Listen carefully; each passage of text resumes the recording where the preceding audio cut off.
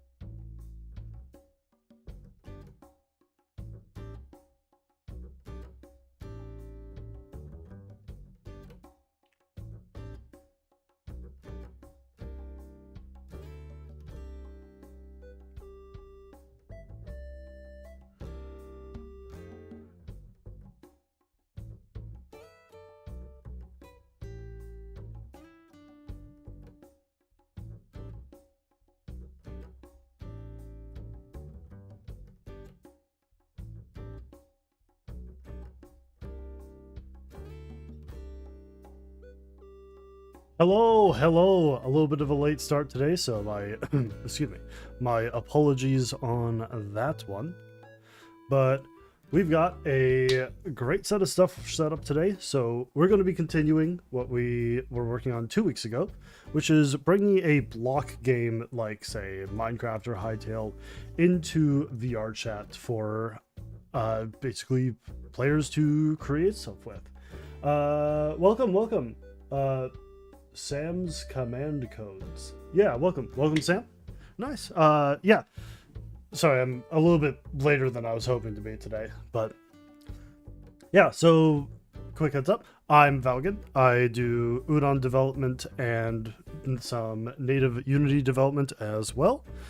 And I've been working on this for the past couple weeks as a side project that I would really love to get out for people to play around with, kind of have some goes at it and customizing on their ends. That being said, I will not be streaming next week as I will be visiting my partner over the next week, and that means I will not have my PC, so I will not be able to stream next week. I appear to be very good at the every other week stream, but that's not entirely what I'd like to be really good at, but oh well. But yeah, let's look at what we got here. So I mentioned that I want to be doing some excuse me, some optimization for what we've got here. Let's take a quick look at what I've got set up here in the test environment. So you see I can click and move stuff around, but if I just hold to the left and click, you'll notice little hitches whenever this happens. And that's because it's actually having to rebuild a lot of blocks when I do this. The easiest way to tell what is happening is we can actually go into, this isn't going to show up in the screen share, but if you go up to Window, Analysis, and Profiler, you can select Profiler Standalone Process, which I'm going to enable. You can enable Profiler as part of Unity, but the standalone process one is a lot more performant and actually is a bit more representative of your actual performance for Unity doing stuff because it's not part of the Unity executable. That being said, I am going to have to adjust some stuff here in order for things to be visible on the stream for it. Zetsu, hey, welcome. We're just getting set up with some optimization tools here. So I'm going to let's swap over to doing... Oh, we are doing desktop overlay, are we? No, we're not doing desktop overlay. Here we go. Display caption. That's what I want. So this is the standalone profiler for Unity. I used to use it on Graph. Now I'm getting into it on Sharp scripting. Awesome. Well, what I do for this stream will probably be a little bit more complicated than what you're diving into. So don't despair. Let me know if you have any questions. I'd be more than happy to help with what you're doing. But don't get worried if you see me doing some complicated, annoying stuff today. I've been meaning to contact you about world stuff. How would I go about getting in contact with you? Feel free to post stuff in my Discord server. It should be linked below. If you have any questions, usually posting them there, I can get back to you. Do I have that link stored here somewhere? I think if I just go... Yeah, there we go. I can put that in the chat here. That is to my Discord server. Also, welcome Lumilight. Welcome, welcome. I'm showing off the standalone profiler for Unity at the moment. But yeah, we can hit play. And once this is booted up, we can hit record on the profiler. And it'll give us a graph to show us exactly what's happening. So we see a bunch of stuff flying by. We don't really care about it right now because it's just kind of idle. But I'm going to go and just donk, donk, donk, donk, donk. And then we swap over here, and I'm going to pause the recording. And you see, these spikes here, this is when I was clicking. So you see that the entire step for me clicking on something took an entire 70 milliseconds, which is almost a quarter of a second. Not a quarter, almost a tenth of a second. Which sounds like a small amount of time, but if the computer's just waiting until that's done to give you a new frame, then congratulations, you just hitched. Getting to the technical stuff now. Okay, well, I'm not really using this as a a tutorial for how the profile works. We just need to profile this thing because it's not very performant. Yeah. So we may have to change how we're doing a few things here, but as you can see, a lot of it is this blue one here, which is Udon Manager Update. Unfortunately, Udon Manager Update, it doesn't really get any more specific tthan that. So if we're going to want to see what is happening, actually, I should be able to... Can I show hierarchy? Okay, yeah, there we go. We can click through the drop down here. So manage. Oh god, yeah. Like there's these things here, but those don't add up to 90% of it. So we're not seeing the majority of what is actually being what is actually causing our latency issue. Not latency, our hitching. So if we want to actually be able to figure it out, that will require us to do it outside of Udon. Now, this project has been developed half and half in Udon, half in native. So native C#. The problem is they're not one-to-one. So if I want, I'm going to have to actually make the Udon version Udon not. So if we'll do Udon, I'll just make this confusing on myself and call it Udon native. Let's go into the Udon folder. Let's duplicate it. Call this Udon not. We'll remove all those assets and let's crack into it with So just open up all of these scripts. I guess now that we're not looking at the thing, I can swap back to the auto switcher. There we go. All right. So we're going to call this udon not, and put this in each one. And lastly, all of these need to be mono behavior instead of udon sharp behavior. With this, we'll essentially have everything set up to be exactly the same as it is in udon, but without the overhead of udon. The only difference is we don't have post-late update in, well, Unity. So I'm just going to swap this with late update.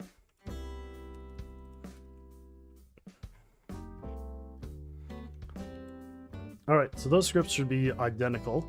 Now we just have to replace everything in the scene with that.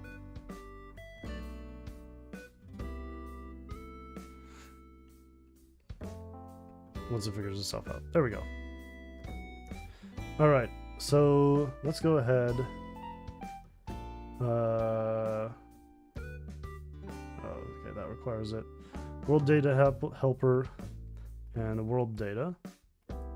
Pop that on, grab both of those. This needs 5 air, grass. Oh, what is the order of this? What are the static block IDs? Air, stone, grass, grass, stone, sign. Okay. So air, stone, grass, grass, stone, and sign. Those are our blocks in order. So now we need a chunk instance. So this is our chunk here. Let's go to udon not, do chunk instance. We'll set all the same references that we had. World, clear that. World has this as the chunk instance. And then our spawner here. Basically just be the same thing. With placement point, placement visual, block stone, it's just my testing thing. The layer will be environment, wherever that is. There it is. Then we need world data to be set to that. 251. Yep, that's all right. Remove that.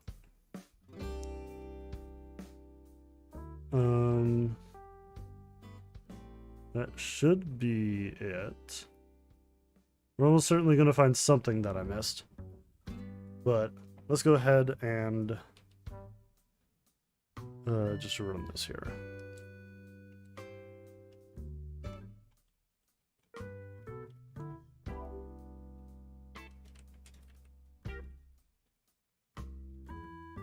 Alright, so this is all chugging along perfectly fine. We didn't have all of them auto-generate, so let's see what the auto-generate thing is for that. It's not init, it's set data? Generate mesh, okay. Generate mesh is called from the world data during onEnable. So if I just do bonk, bonk. Okay, there we go. So I go around clicking and stuff. Now, unfortunately, what might be very obvious is that we're not hitching. So the performance impact that we have for udon doesn't really exist outside of it, which is kind of what I was afraid of. But there should be at least enough of a spike for us to analysize it and figure out what is the most costly part of that action.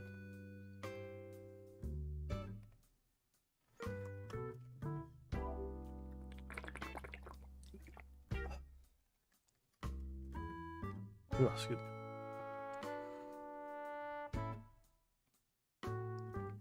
Alright, just gonna put that off to the side here for a brief moment. And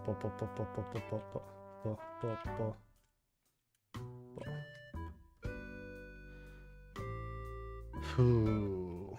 Well, I don't think this actually was it.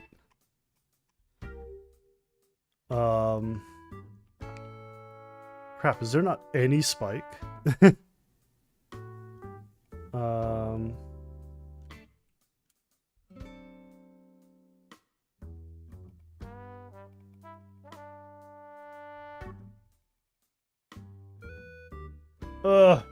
Yeah, there's no spike at all. I kind of figured that would be kind of the case. Like, we have a bit of garbage allocation happening. But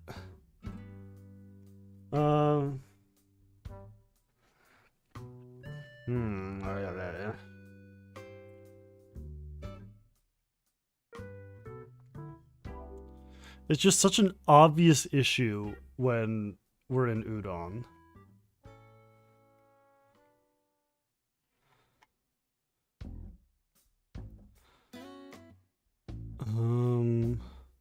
Crap. Well, one of the options we have is to swap from using mesh combining to using mesh synthesis, where we simply invent a cube. Might have to go it blind for this one. It's not real development if nothing goes wrong or unexpected. True. Very true. The annoying thing here is I'm not entirely sure what will be a great option for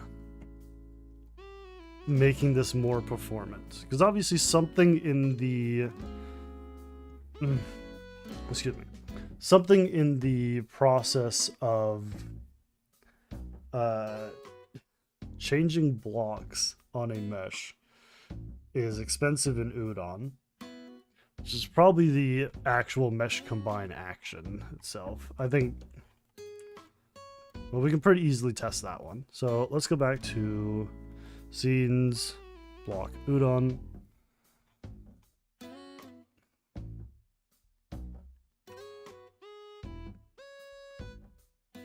Let's go to our chunk. So if we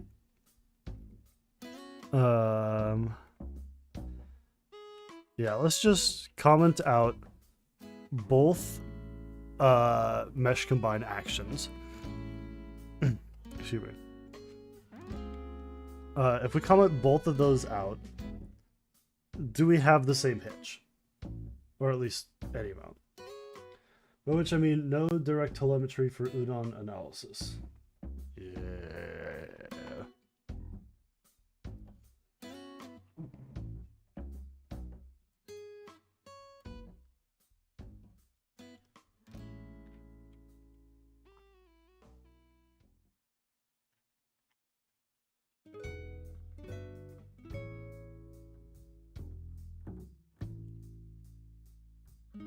Good news, there is a bit of a hitch.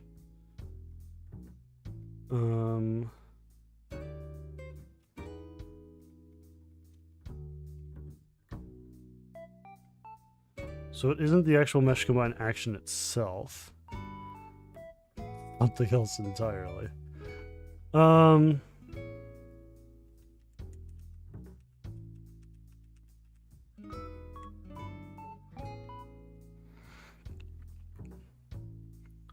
Yeah, it's something within the udon loop. That's getting us. Unexpected results are always good, sometimes every time. Yeah. Alright, well, in that case, do we have stopwatches at udon? Is that a thing I can just do?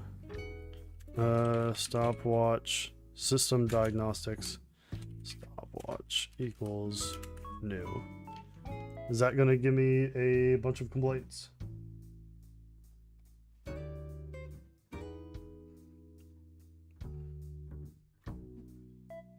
I have no idea if this is remotely exposed or not. It's not complaining yet, which is a good sign. Is this the udon version? Or is this the not udon? This is the udon one. Okay. I should close all of the not udon ones.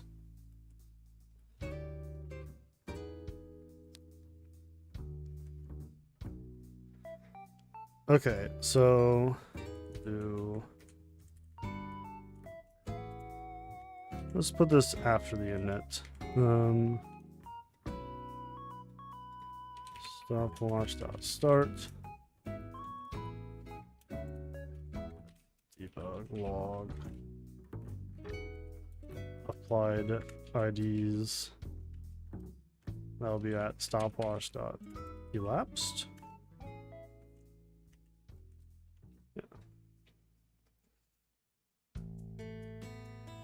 And here we'll do looped through block counts.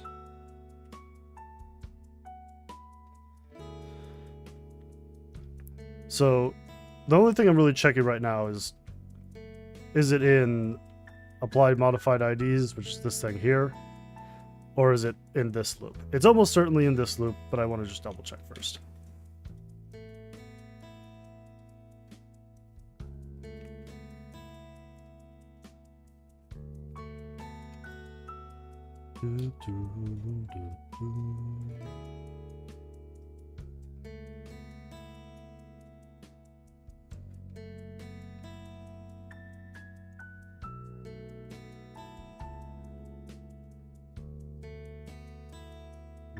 Bonk.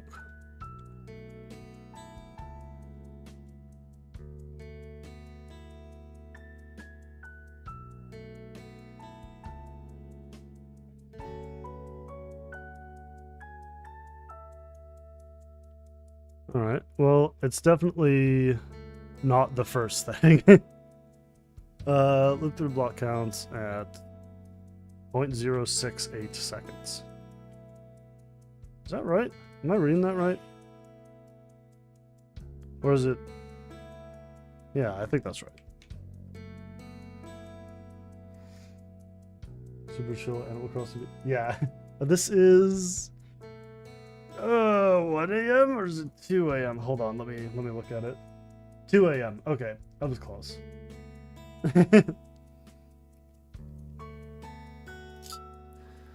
All right, chunk block count. Let's step through what this is doing. So we have our visible meshes and collision meshes, since we're generating essentially two different meshes here.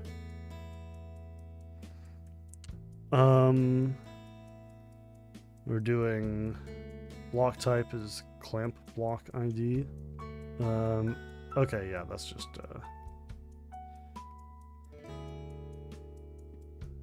doing that there.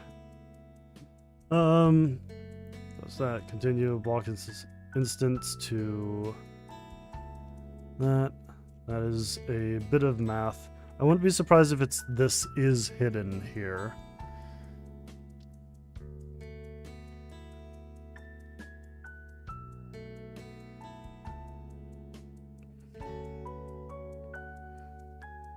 Yeah, very likely. Because basically, is hidden checks to see whether the current block position has an opaque block or a solid block up, down, left, right, forward, and back from it. Which each one of those is calling the world get block ID at world position. So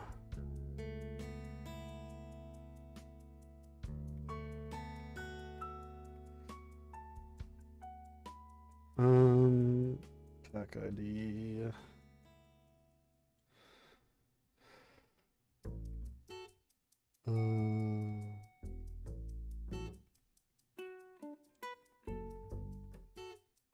Okay.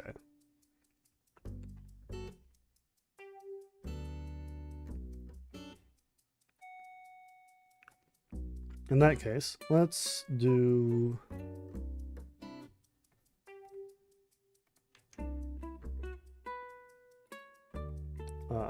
just some steps here. Actually, for right now, I'll edit this to just be 1, so that we only ever care about 1 that we're running.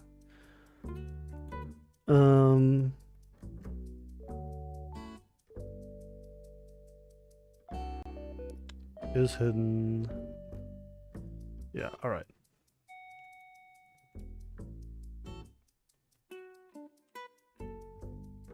Just gonna do this after each one. So that's just a clamp. Next position, that's just a math.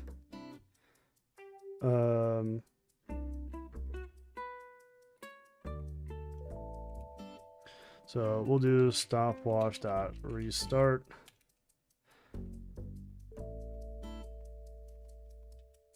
And I'll do is hidden I stopwatch elapsed. Milliseconds. And stopwatch restart.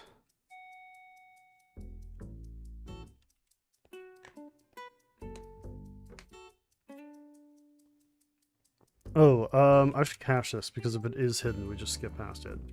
Bool is hidden equals is hidden position.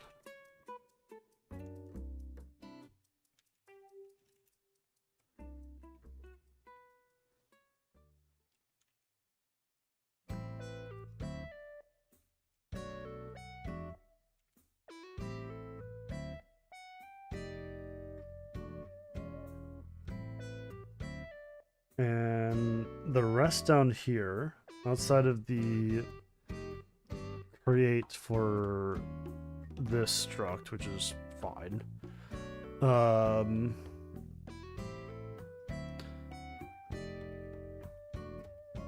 Yeah, I guess the only thing that I'm checking is this is hidden.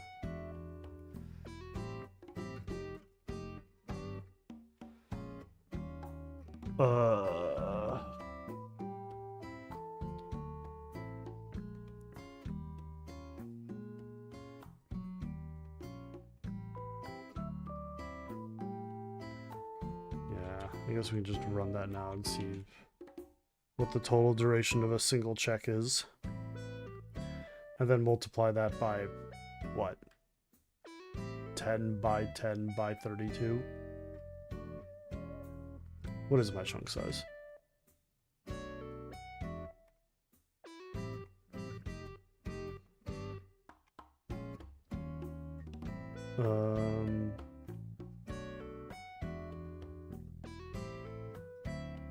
Do I have a... I feel like I have to have that somewhere. Block utilities.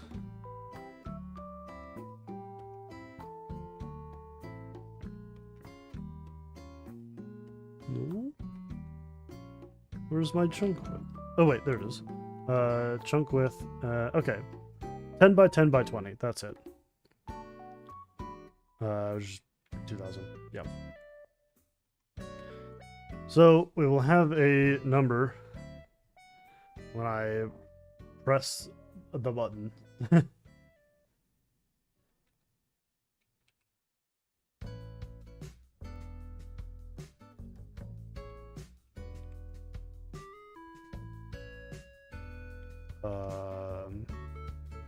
Or we won't have a number. What did I do wrong?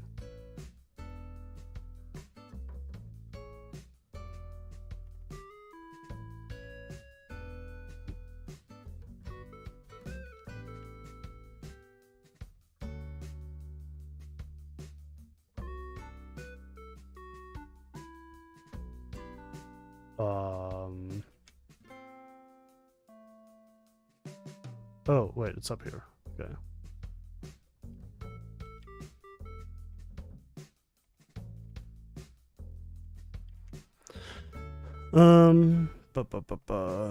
Is hidden 0, false 0.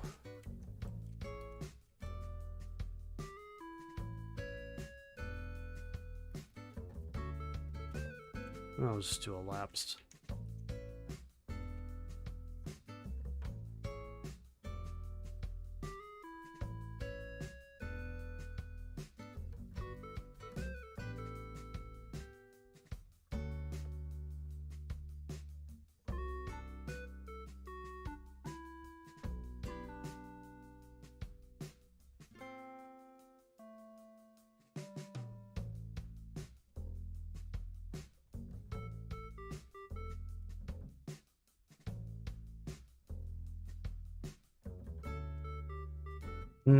Okay, I think I need to be going about this differently. Let's get rid of that. Do this. Do the full check. And we will... is hidden duration. And instead of restarting it for everyone, we'll just calculate the entire duration.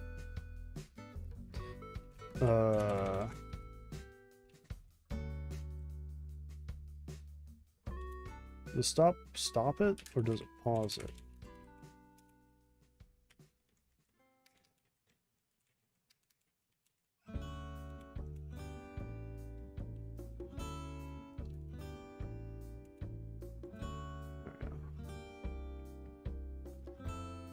Do is hidden watch. And we'll do total watch. Then we can compare those. We'll do total watch dot start.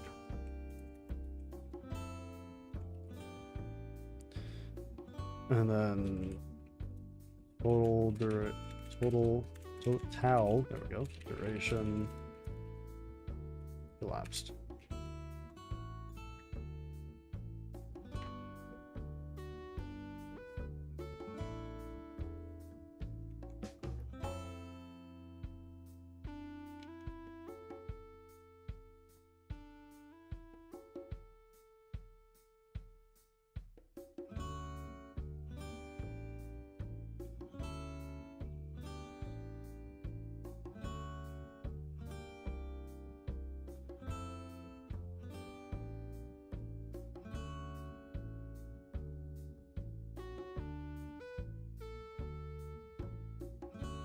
All right.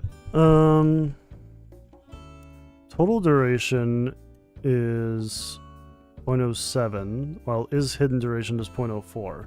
So it's easily over half, but it's not all of it.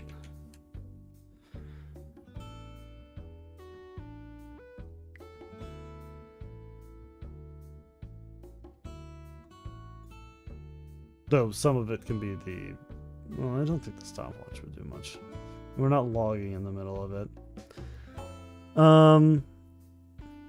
Alright, well, sure enough, let's go dig through the is hidden check.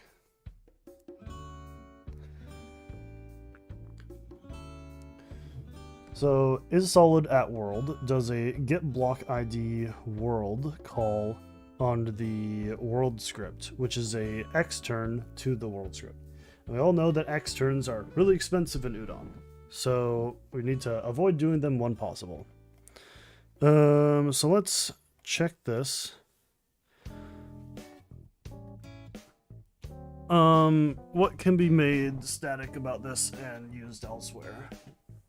Chunk data dict, I think is the only thing that's actually on the world data that we need. And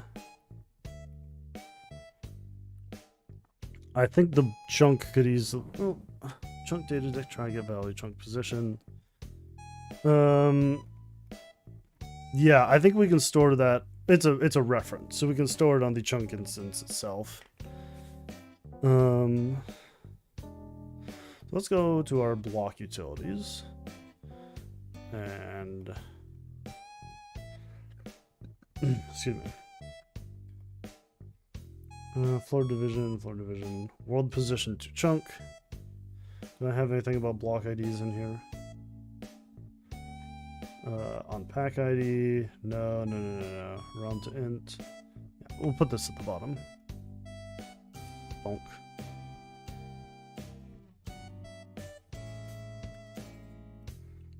So public static. Get block ID at world is another thing. So get block ID at world.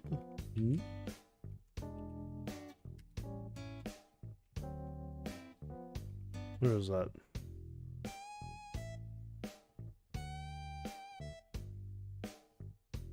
Oh, I'm an idiot. How does the chunk get loaded / reloaded?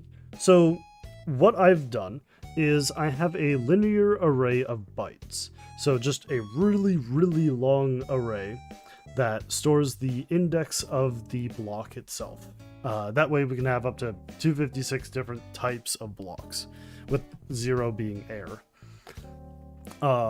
Then we loop through those. Let's actually look at our chunking here. We basically go from 0 to what is essentially 2000, because it's a 10 by 10 by 20 chunk right now. And we essentially look at the block ID for each one, and then we grab the mesh that is used by that block and append it into a mesh combine tool in Unity, and then turn that into the resulting mesh at the end. Now, we don't care about blocks that you can't see, so let's say all of the internal blocks of a chunk are invisible because they're blocked by other ones. We just don't add those, which is why I have this is hidden check here, because otherwise you'd be adding a lot of extra geometry, which we don't want to do. Unfortunately, the is hidden check basically talks back and forth between two scripts like 6 times for every check, and we're doing this check 2,000 times whenever we update a mesh. So it's like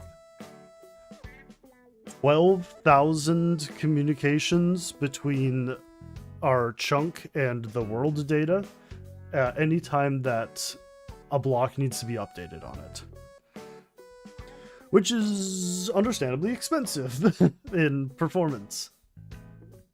So we're gonna not do that.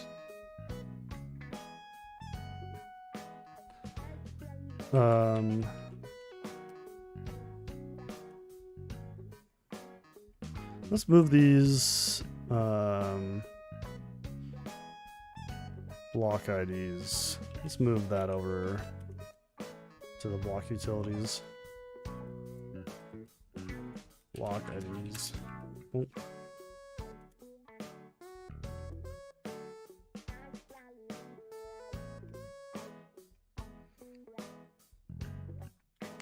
Alright, so world position to chunk. We're going to need to pass in a data dictionary. Chunk data dict.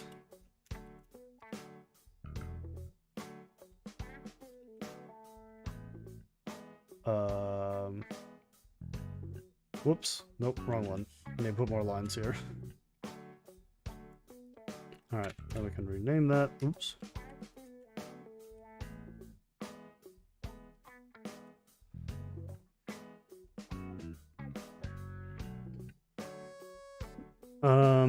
Key block IDs. Where was key block IDs?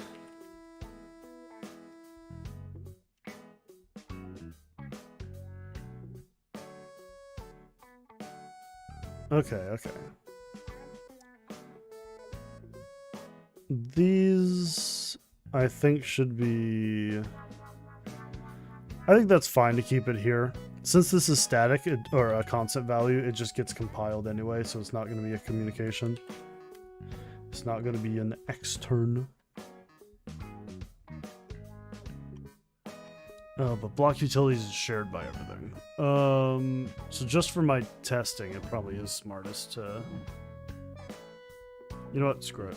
Just have it in multiple places for now. Which is not the good idea, but it's the idea for now.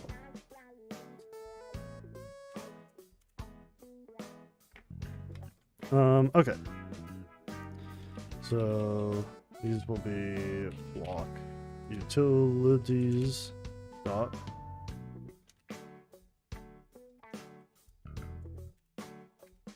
and error similarly.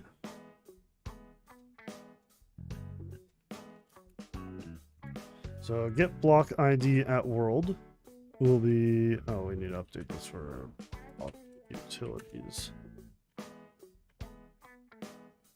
Block utilities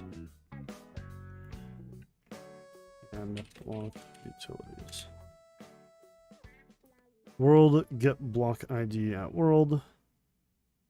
We don't need this here anymore, so we're going to do block utilities dot get block ID at world, and we need to pass a data dictionary now. So in order to grab that, I think we should just do a data dictionary all chunk data, and that will be created during the set data.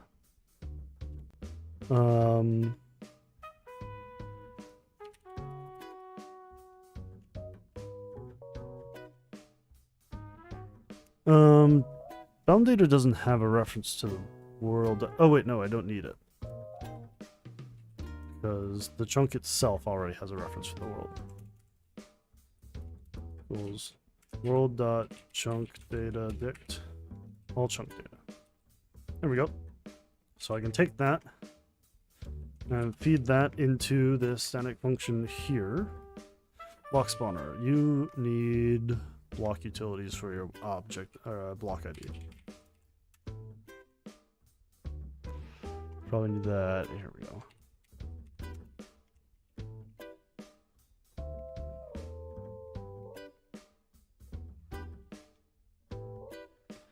All right, now that we've changed a million things, let's see if it helps. It might not. Like, we still might have some things that we need to clean up, but we're trying to improve off of the previous one. So I will open up the standalone profiler again. Got that here. Gonna move that off to the side and go into play mode here.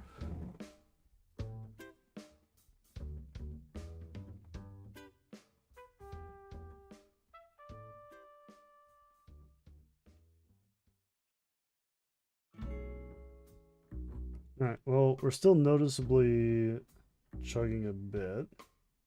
Let's see what we got. Well, that's a frame time of 60, which isn't a whole lot better.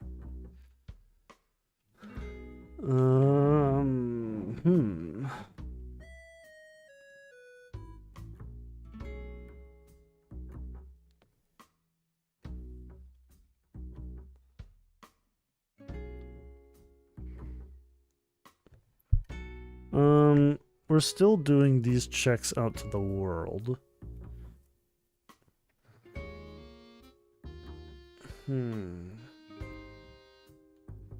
Block type count.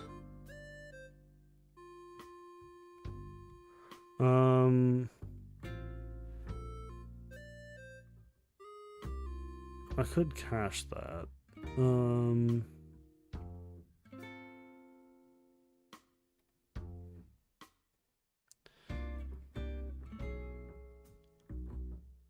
Probably should. All right. Where is this getting written to? That is from here.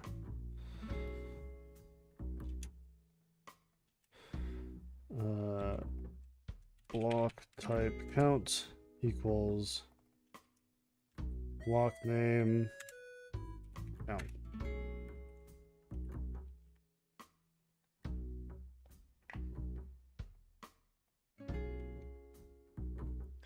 And I just keep chiseling away at it.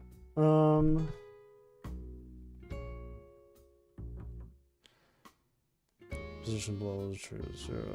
Yeah. True error.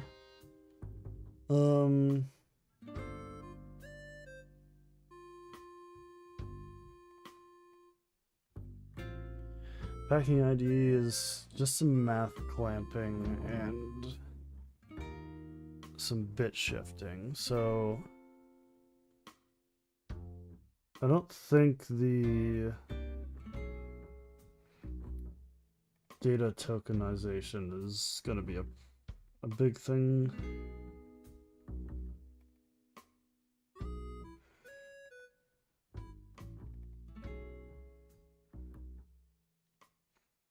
I don't know if pulling a byte array out is big either. Man, there's so many little parts of this that I just don't know. Okay, well, let's just pop back in, double check how we're seeing. If we're still doing 0.6 milliseconds, then, or 0.6 of it, something.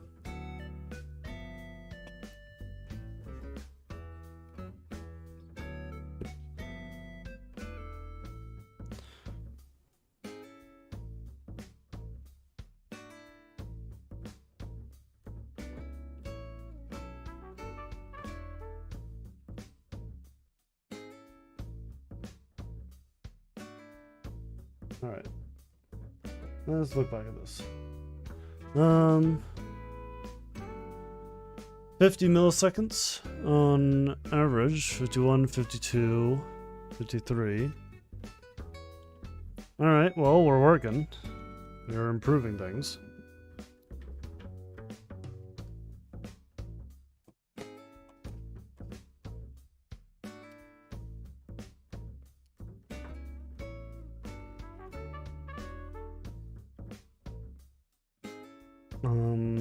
We're casting this as a byte array. I don't think that cast is super expensive.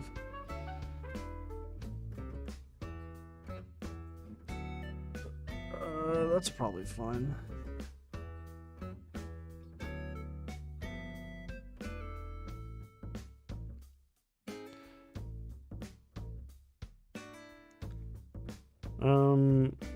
We could have it be a data list instead of a byte array, but I don't know if that would be better or not. Block IDs. Where's block IDs used?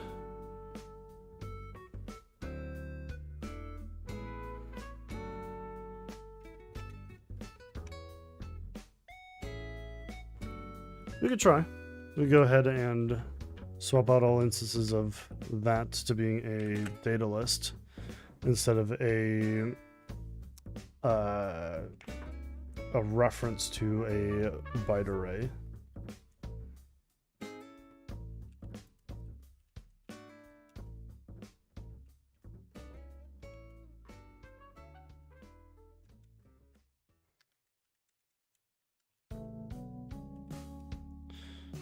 Block IDs.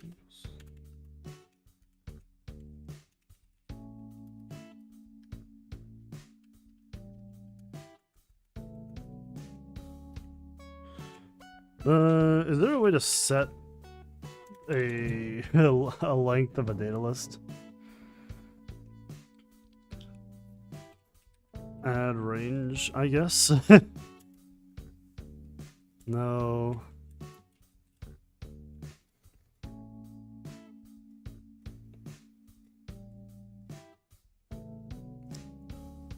Well, a lot of this is just a list. I feel like I've never actually had to do this before. How do I re-establish the length of a list? The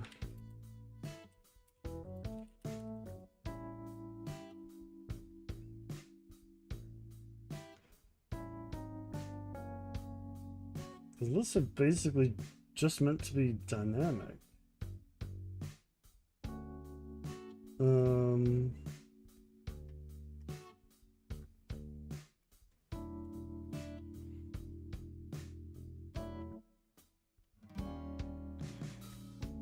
You know what?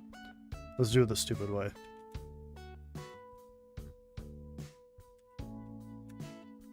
There we go.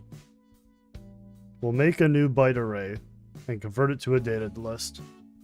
Honestly, probably the easiest one.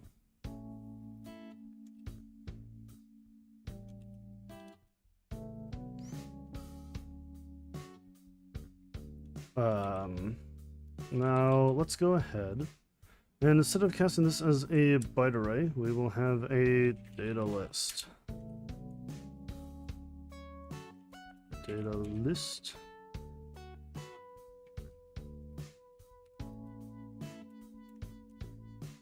Dot byte.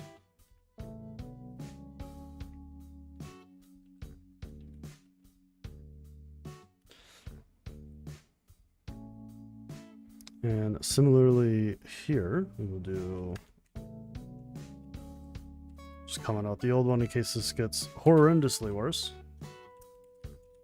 We can just come back in and fix it.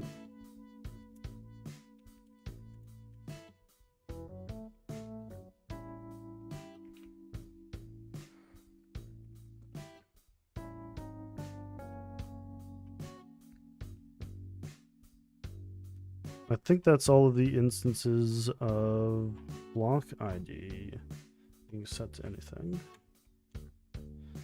Yeah, okay. Let's head back into Unity then.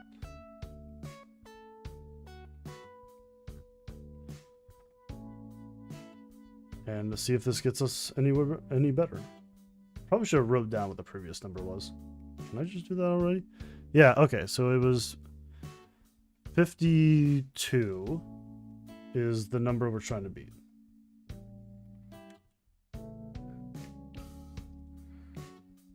Yeah, I just don't know how expensive it is to box and unbox a byte array as a reference in a data dictionary.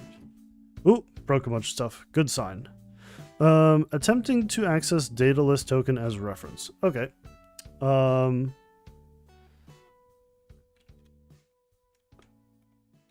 Okay. It seems to be the only spot though. So go ahead and fix that.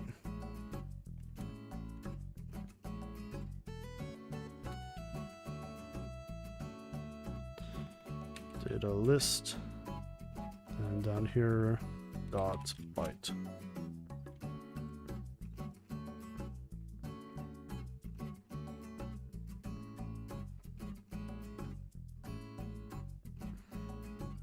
Technically, crashing is better than 52 because it's 0, because it never happens.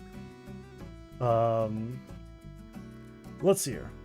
We are going to let this go build here. All right. We can. It is not recording.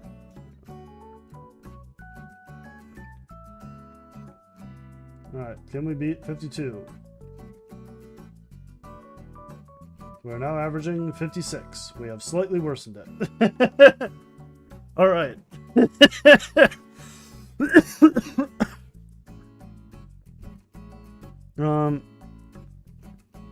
see.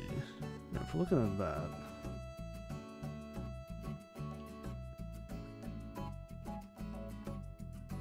I guess it does vary a bit.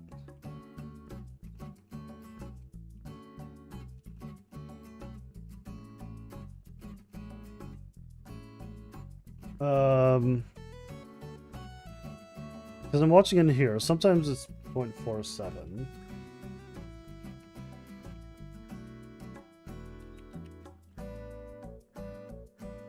That's with the stopwatch. Does this say the same thing? Yeah, what do we got here?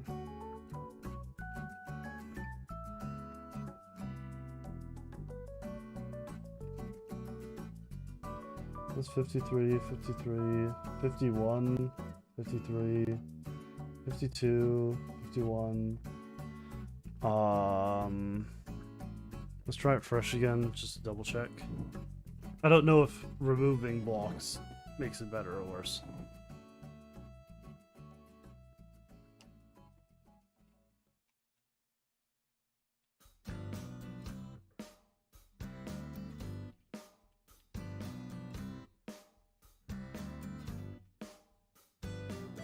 Yeah, seems to be...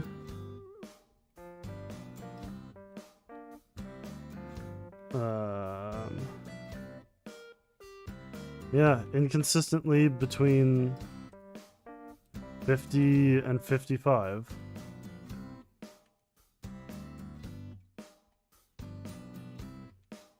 Annoyingly enough. Well, that didn't make any meaningful change, unfortunately.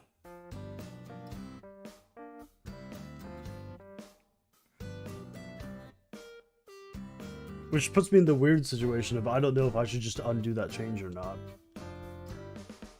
Like, it looked like it had a little bit of an impact where it got worse.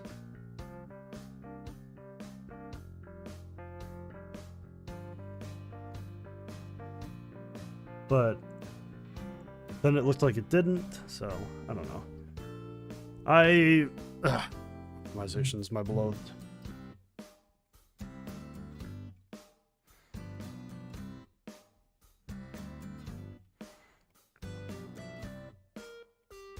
Let's just do the stupid idea. Let's go ahead and remove our is hidden check.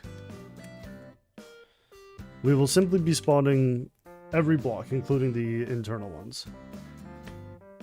I want to see what the difference is for our profiler.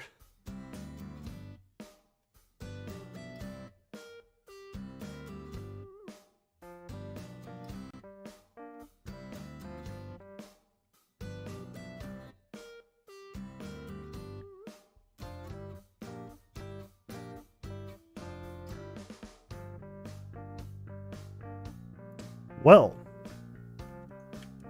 is certainly much more performant. In fact, gets us down to 0.25 milliseconds, which isn't gone. But it is definitely the majority of our setup. Harder on GPU, easier on CPU. Yeah. But that means there's still a second half of it that we're not doing stuff for. Oh, I didn't have loop on the playlist. I'm shuffling the playlist, but also it shuffled to the last song on the playlist, which meant that it stopped.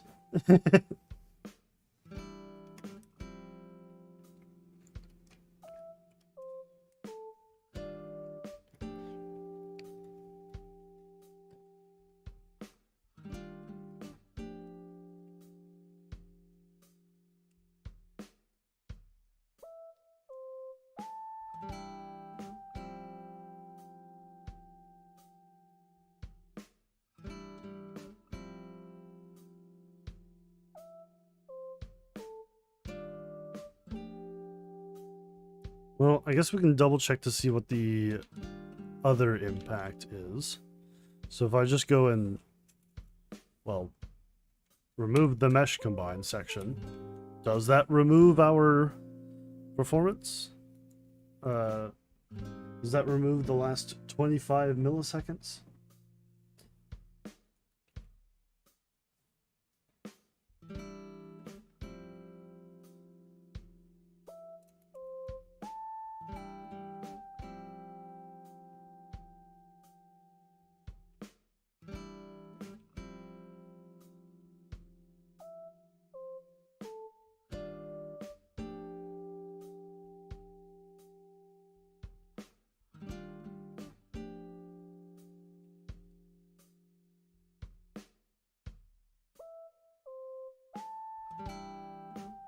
No. It doesn't, but I'm also not hitching.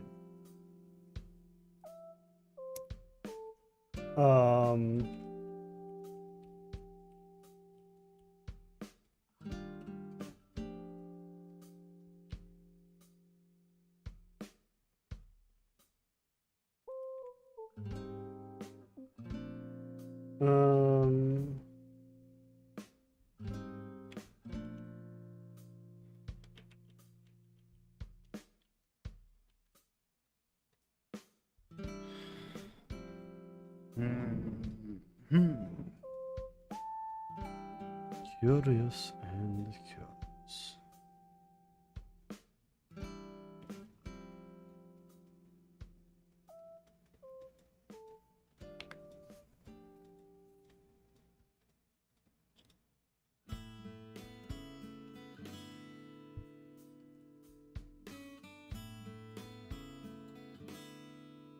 Well, I guess I'm also not pitching now. Or at least not visibly.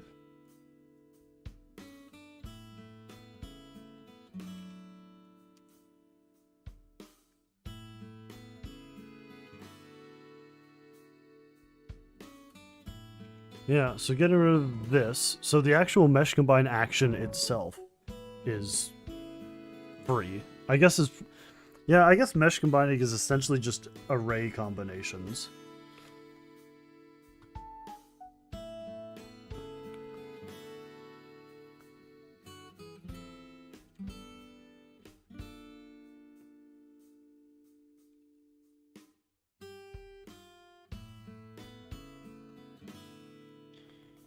Let's do that.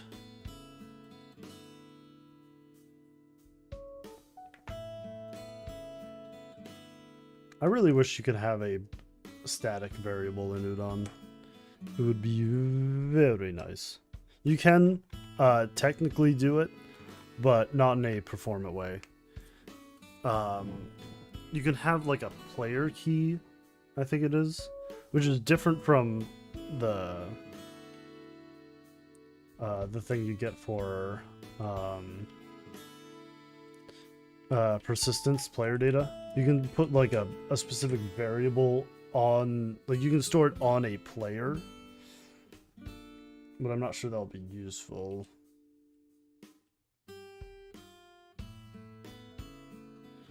Alright, yeah, we're still at 25.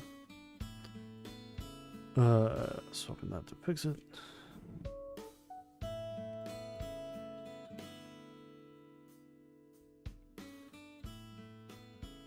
What if I just don't run this clamp?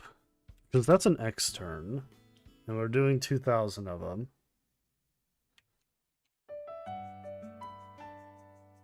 Yeah, because we're averaging 25, 28, 25 per click.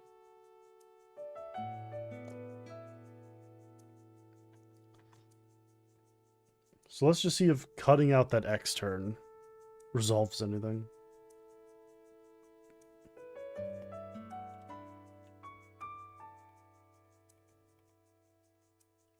Oh, I actually need to be recording.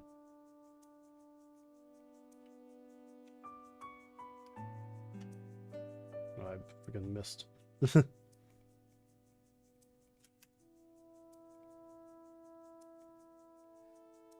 Wow, that cuts it down to 10 milliseconds. Just removing that one X turn for clamping this. Like, don't get me wrong, we're still removing our is hidden check. But God, it really shows you the freaking cost of X turns in these in Udon.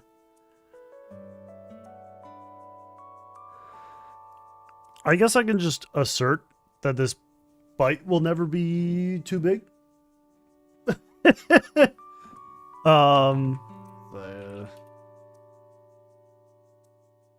Note, X turn too expensive.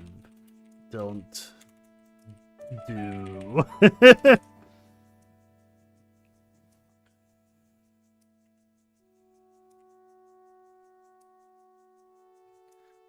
Asserting invariance is nice, yeah. The reason that I had that was some idea of, oh, what if we change block IDs in the future and we remove a block and someone tries to load one and it's invalid.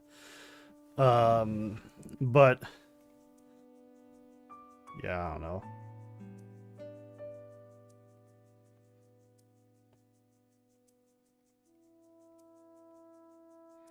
Look, if they try to get one of the higher up block IDs, I don't know, just fall back to error or something.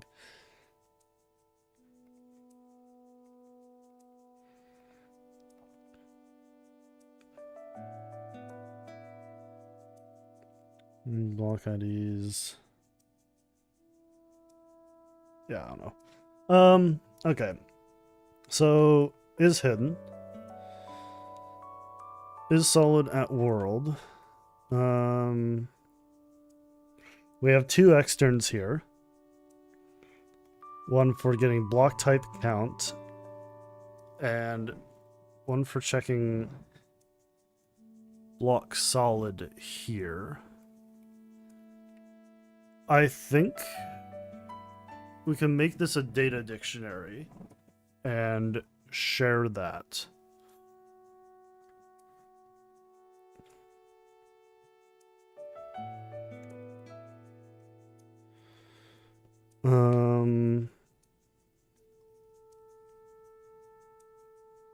Yeah, okay. Let's go ahead and do that.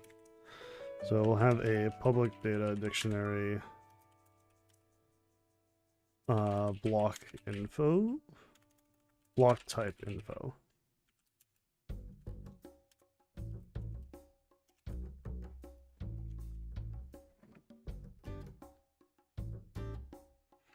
And on enable, we'll have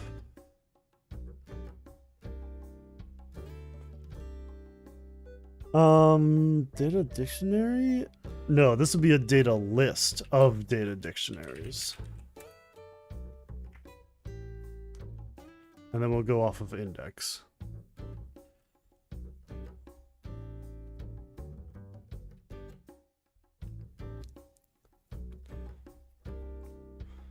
Okay, so we'll do for block type. For block type count. Let's move this to the top here. Data dictionary dict equals new. And let's put some keys together.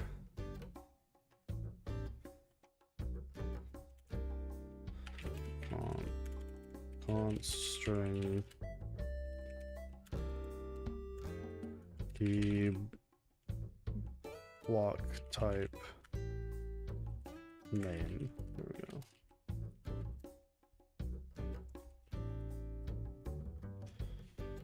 Mesh.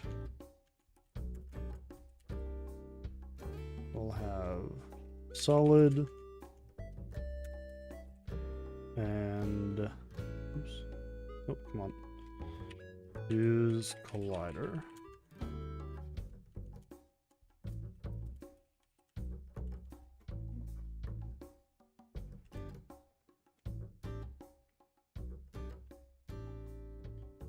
So this will be block utilities dot block type name. All right, let's go ahead and do all these. So block name I, and we'll have mesh solid and use collider.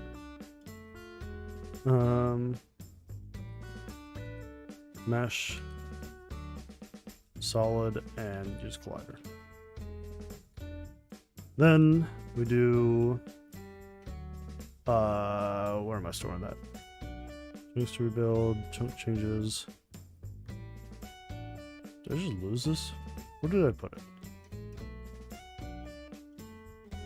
Did I just make it? There it is. Block type info. Dot add. Let's do that in start because we only ever want to do this once.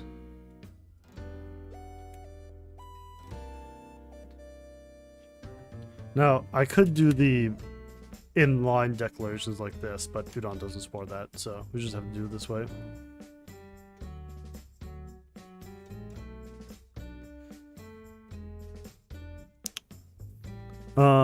So now, instead of having these being available everywhere, I'm actually going to do this just so we break everything for now. I'll go ahead and get rid of that. Chunk instance here. Okay, so we want to store this.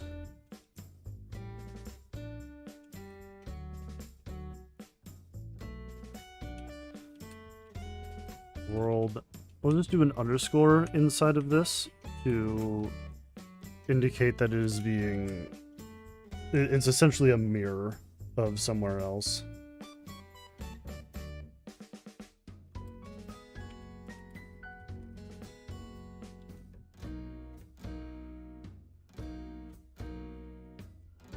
Yeah, we'll do this for that as well. World chunk data dict.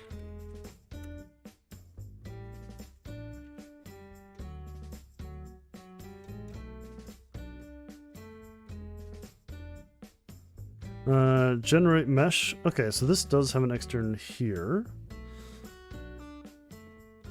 So we'll go ahead and do that. Data dictionary. Hi. Welcome.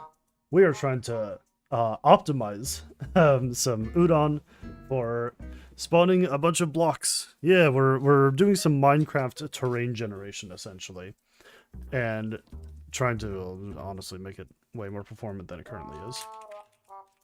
But we seem to be coming along. Unsurprisingly, it's X turns, so scripts talking back and forth to each other. It seems to be generally fine in udon until you're doing 4,000 of them at once, at which point you just hitch, which is always great. Key block type, we want mesh reference, and that's as a mesh.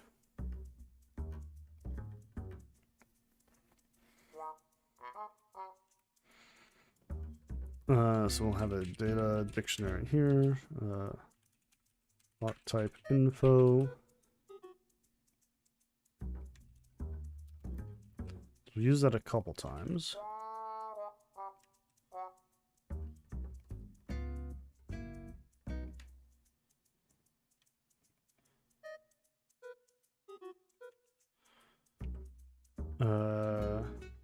Block utilities dot key block use collider dot so can I ask, what have you done so far for optimizing? Yeah, so we're basically, the way that the actual chunk generation works is like Minecraft or other games like it. We're storing rectangular units of all of the actual blocks as a single mesh.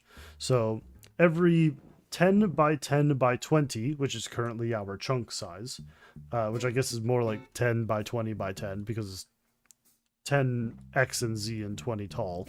All of the blocks in that area are combined into a single mesh, and the ones that aren't meant to be visible, so ones that are combined or blocked by solid blocks, aren't added at all.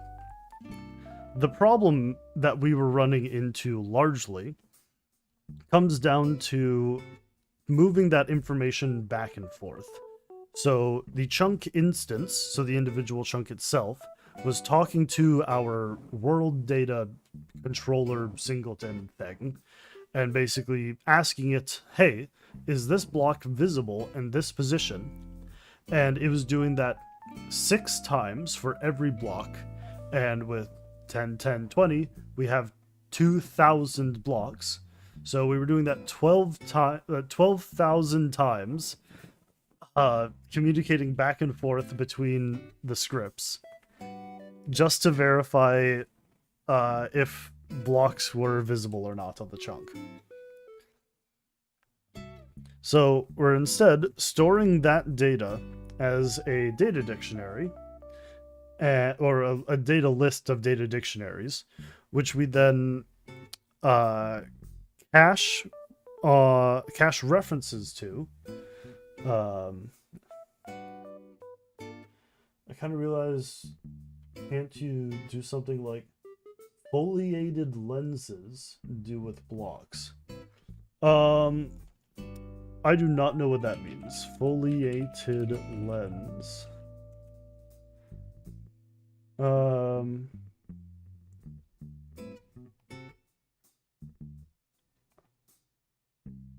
I am unfamiliar. Is that where you have like a hole inside of a rock? There's a term I am not familiar with. You will have to tell me more.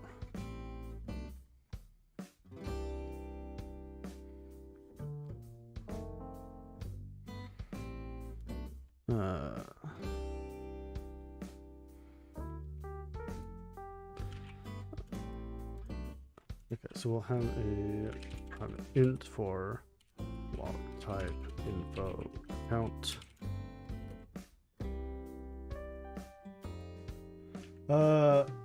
I don't know if I spelled it right. Okay, well, I look forward to figuring out what it is.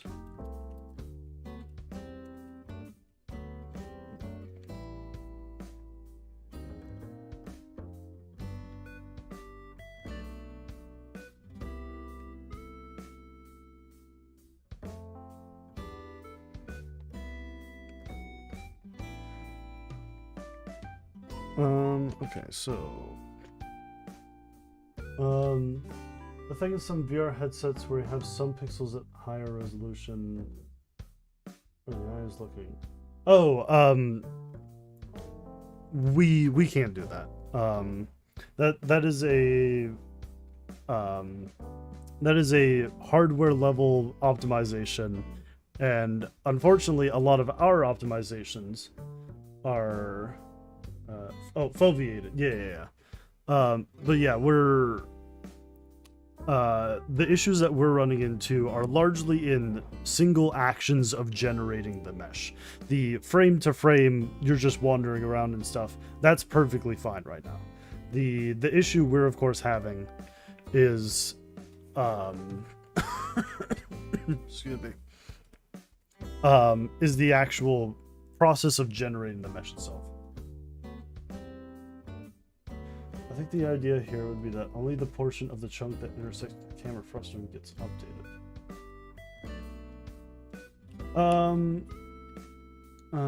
We could do something in theory if players looking at resolution. The VR app for the camera can move really fast. I don't think you get too many gains. Yeah, that's largely it. I'm already planning to, like, if you're like 30 blocks off in the distance and you're not locally rendering other chunks where updates are handling, you don't load those updates until you go back up to those chunks to generate them. But block solid. So I need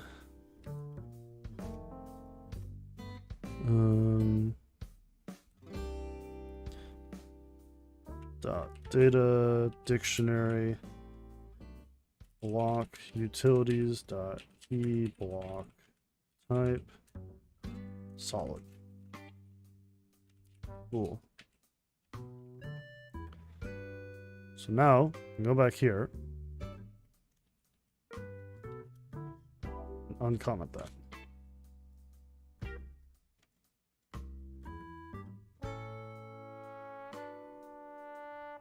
Actually, what is still asking for this? World data helper. Okay, that's our generator. And world data. Okay, so leave that.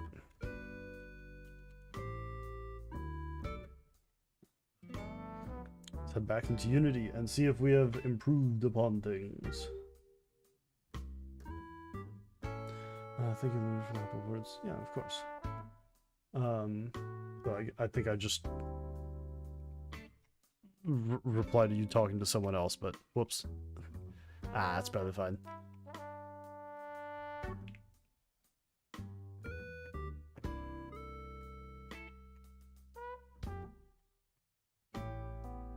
All right, everything broke. Let's see why. Block data info.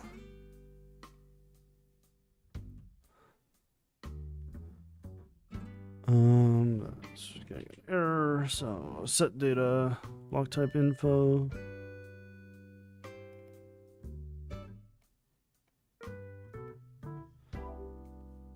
Let's just do this in on enable. block type info dot clear.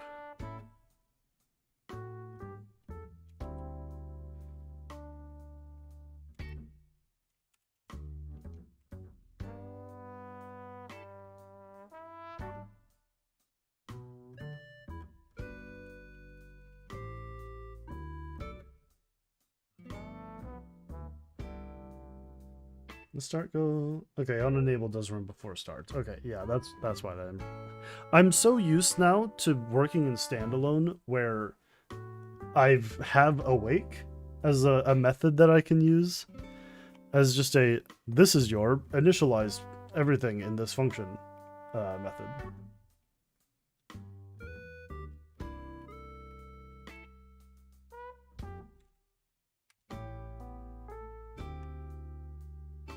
All right, so we got 36.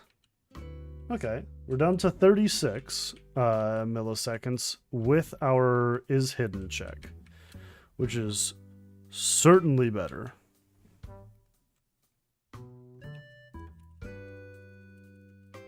Let's see, where is this?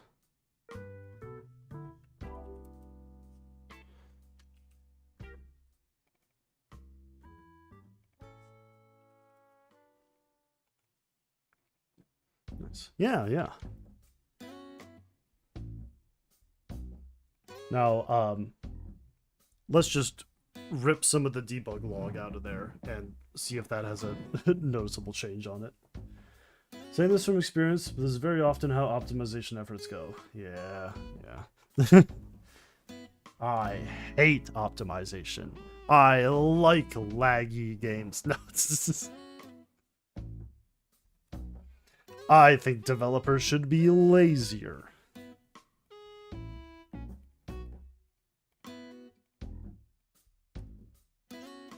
Alright, with the debug log stripped out of there, still 33, 35, 34, 35.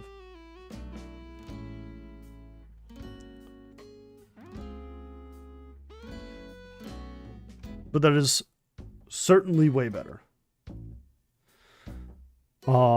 Now let's go ahead and single silver bullets are usually pretty rare. What should that? Yeah. Okay. Let's look at our chunk instance. Generating stuff. Demo, change blocks. Okay, so our world data when we add a chunk.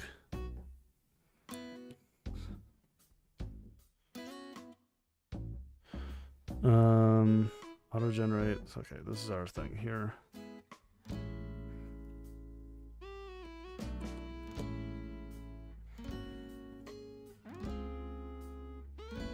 I want to see how this performs by just having everything be stone.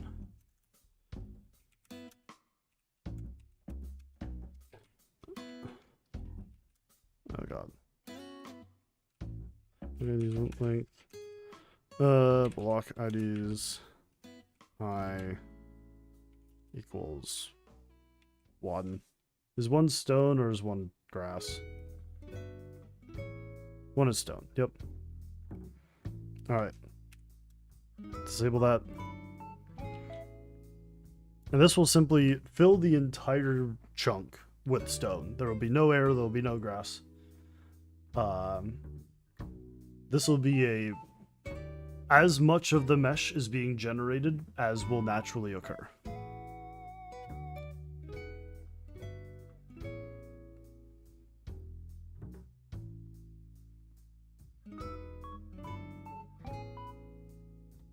Alright, so it immediately broke. Good sign.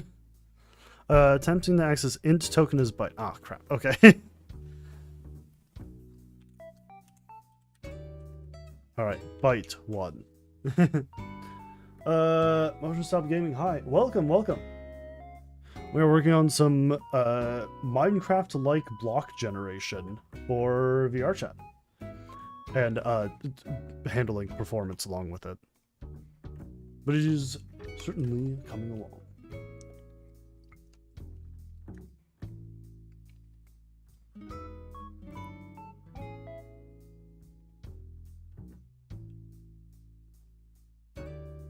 Alright, so that hitch is definitely there. When we are modifying an entire chunk, even if it's mostly hollow, that is a 260 millisecond hitch. Whereas regenerating the entire chunk. This is because all blocks are not air, so we don't just immediately skip over them. Okay, so chunk instance. Let's see what we got here.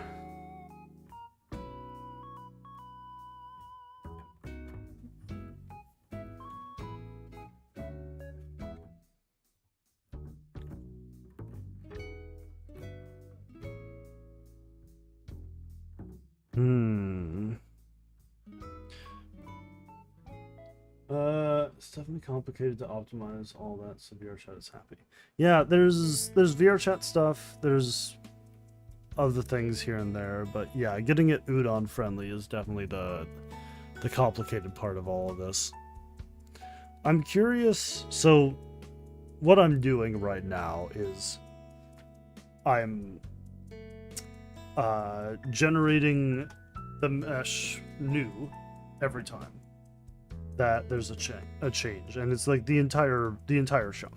The actual mesh creation part of it seems to be fine.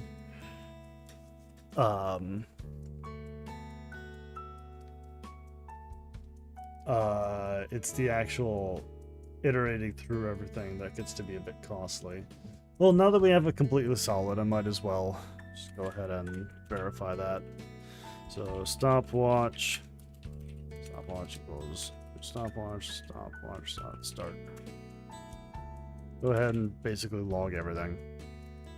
Debug log. SW wide IDs. Stopwatch elapsed.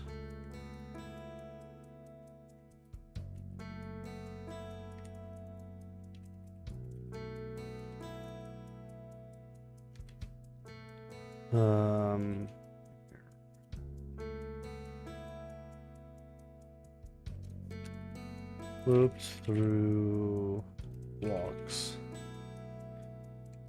And lastly, generated meshes.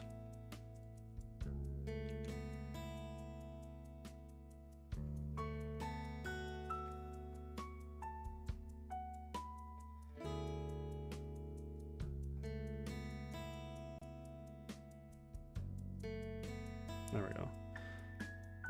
Let's hit play. Let's just look at what is taking the most time during that.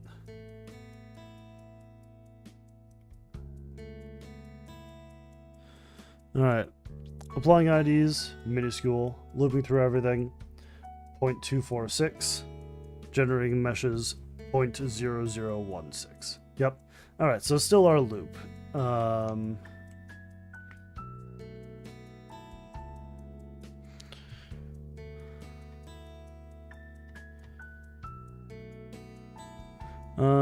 Let's see. What should we dive into first for this?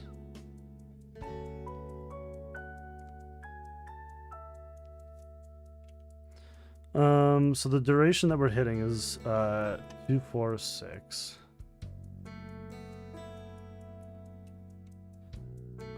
Or something around 24.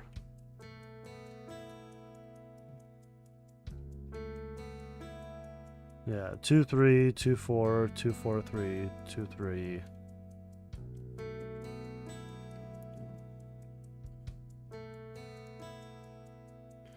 Let's once again go ahead and remove our is hidden check.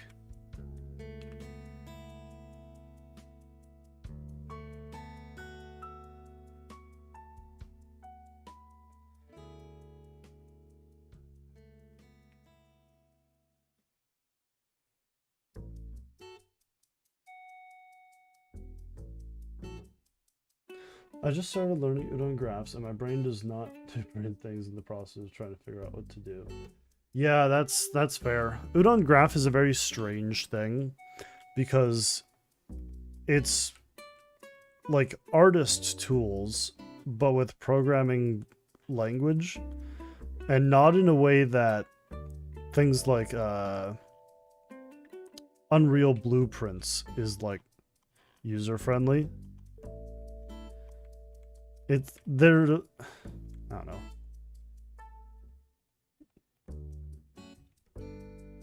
All right, so there's a little hitching here, but needless to say, we can in fact create normally. And let's be fair. Things like this will always be a little bit more hitching-y in the editor than they will in game. You're rendering everything twice. There's a lot of debugging things. I'm logging things all the time. But still, this is hidden check is our main culprit.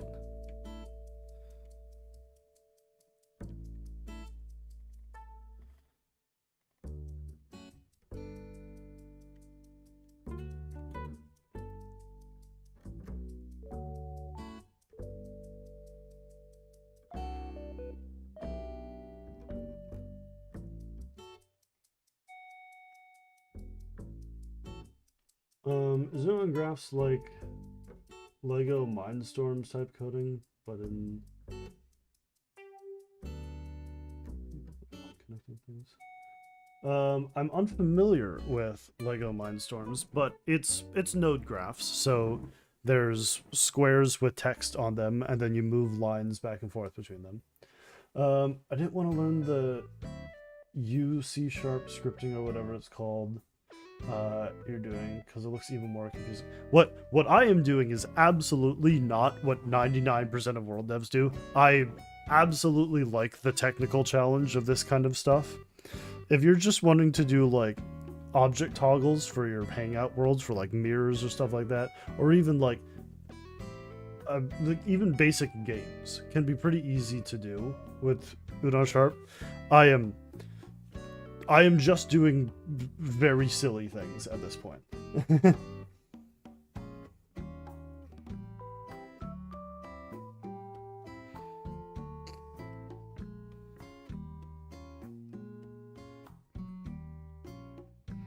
All right.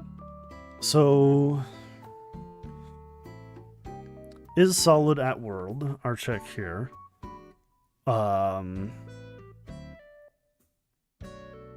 Basically gets a neighbor ID, or gets the block ID at a world position within this data dictionary. And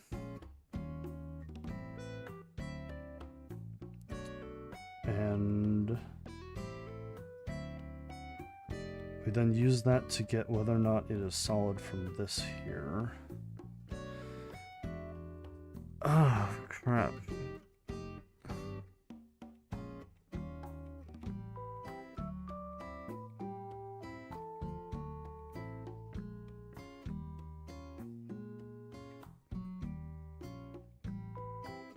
How on earth could we possibly optimize this even further? I could have a data dictionary that's world solid checks.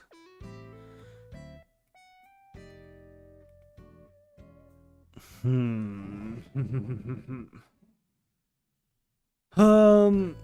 crap, I actually don't know how to resolve that.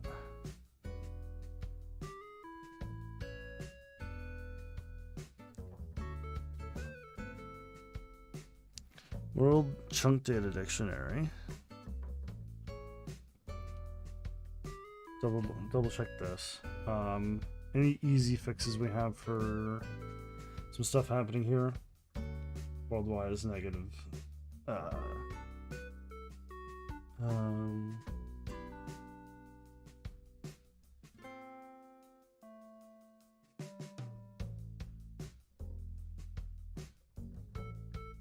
greater than chunk height.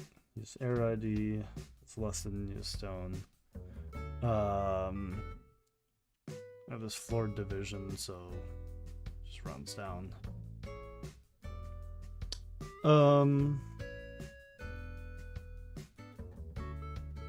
Hack this. Data dictionary, try get value. Like, I don't think.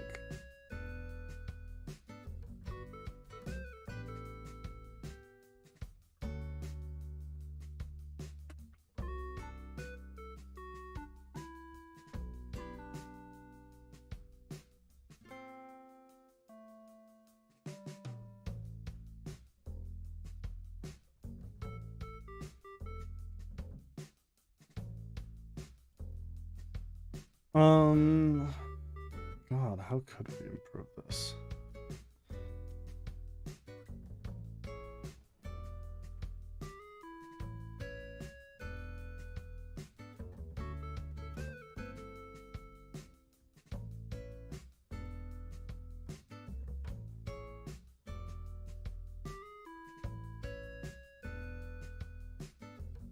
Block utilities, key block type solid. Boolean from the data dictionary for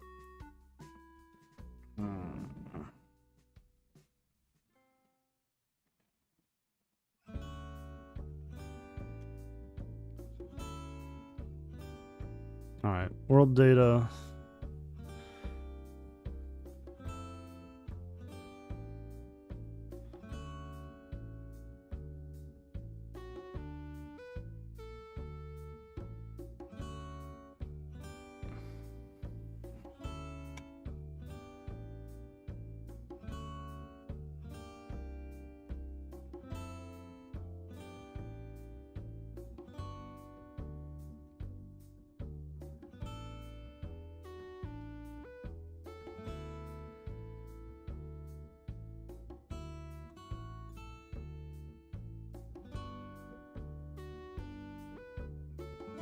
Index ID byte.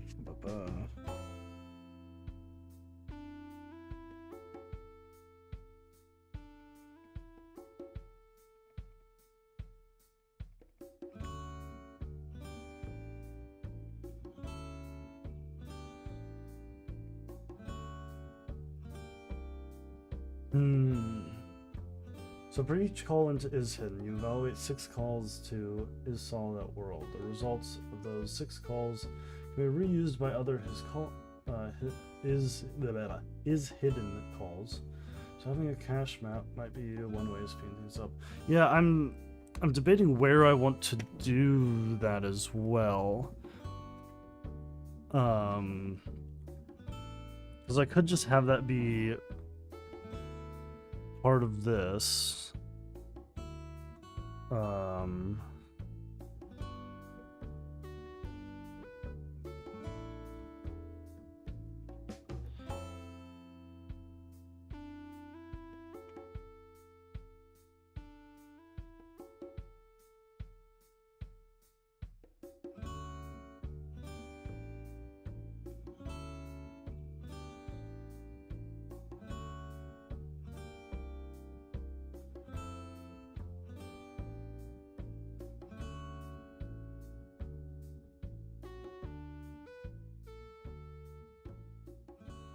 Yeah, that probably.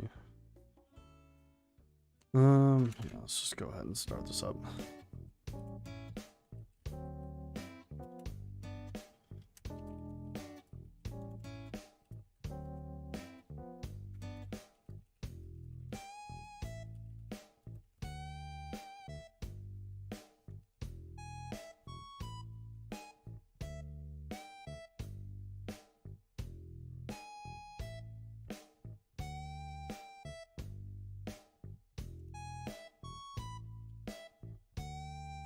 If block solid cache.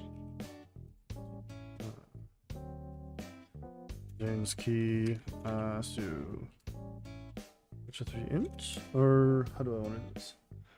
You could also have a cache map for all evaluated is hidden results, and only invalidate 6 entries in the map whenever a single block changes. Although you'd still pay the full cost up front for the first mesh computation. I think first check should be fine. I'm gonna do it here for now. Honestly, mostly because I can feel my brain slowing down.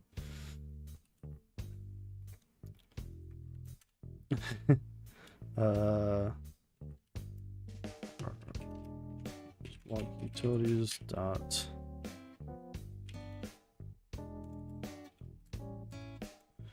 What's the thing that I did for? There we go. Pack. Okay, so that's in position index. I think that's what I wanted. What's the tallest and smallest an avatar can go inside VR chat? I think 0.2 meters and 5 meters is the shortest and tallest. I could be wrong. There's a slider that you can set in your radio menu, and I believe that is it.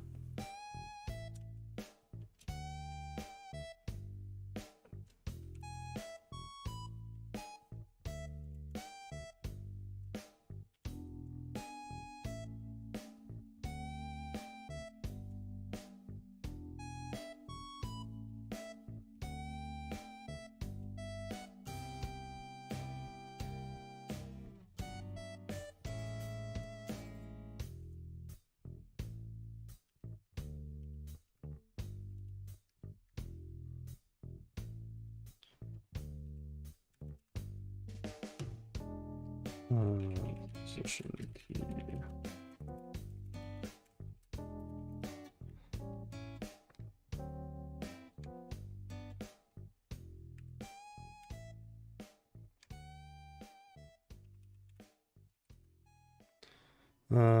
This would be balloon salt.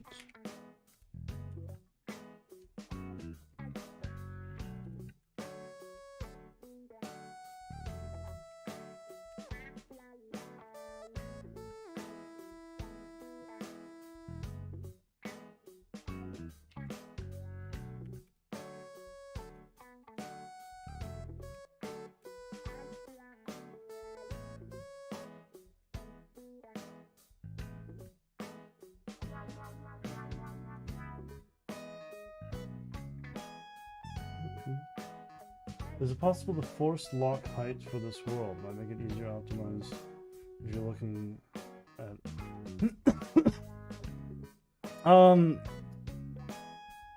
I don't think avatar height would change anything, because the issue with my optimization is not frame rate.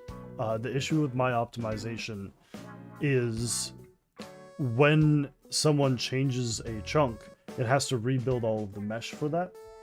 So that action is the thing that hitches and thinks of it. Can you just optimize the textures and lighting? Again, my frame rate is not the issue. It's the action itself of generating the mesh. This might happen once, this might happen 100 different times, but it's not a rendering thing. It's a CPU issue for the math that I am doing needs to be more optimized.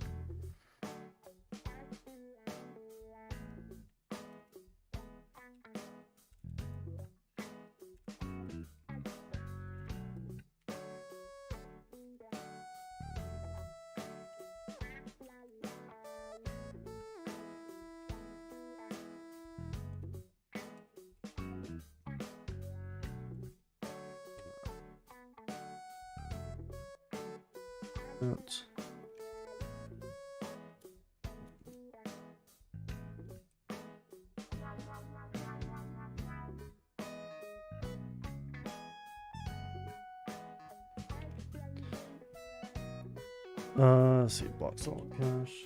The reason I mentioned height is because it's possible a taller individual will see a lot more blocks than a shorter individual. Well, the rendering itself isn't an issue. I'm already hiding all of the blocks that aren't visible. But it's not really gonna make a difference there. what you see doesn't really change based on your height in terms of what's being rendered. And my rendering isn't the expensive thing. I mean, I could make this unlit and it would still be... I could make this unlit and only load the chunk you are in and the issues would remain.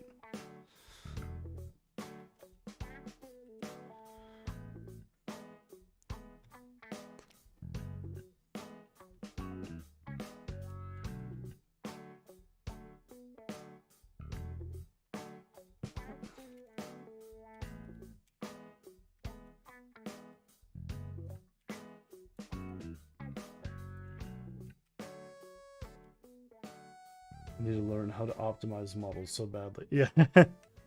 Yeah, optimizing VR chat avatars, for example, is a very different thing, especially given that they need to actually be able to move around and stuff. Outside of my avatar you see here, most of my models that I end up making tend to be a very low poly, low texture art style, which works quite well for that. So I never have to worry about the performance of my avatars. But I understand that the norm tends to be a lot more of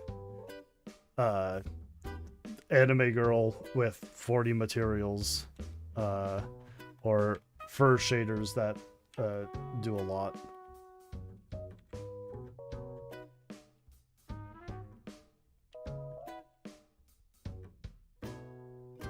Alright, well, we're still at 294,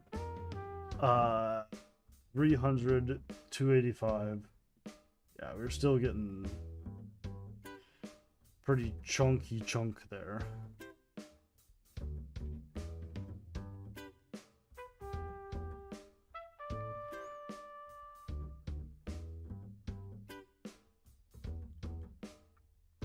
Yeah, 274 is the loop through blocks check. I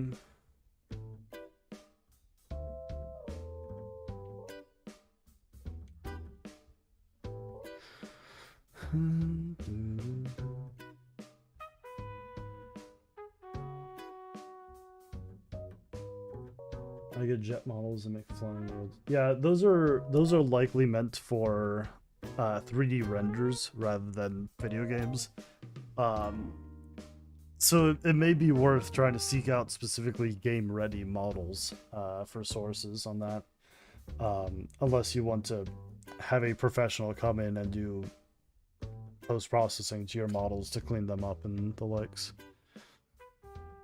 If it's not something you want to be handling on your own, that is.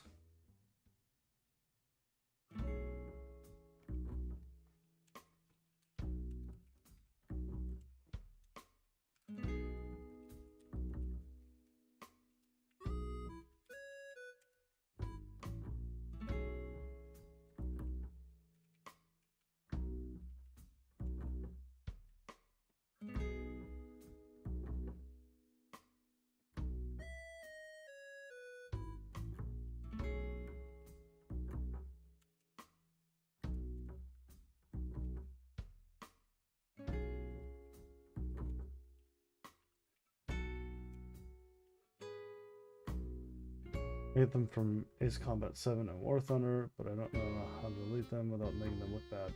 Well, both of those games, while they have the high poly versions of the models, those are only the ones that you see when you're really up close to them.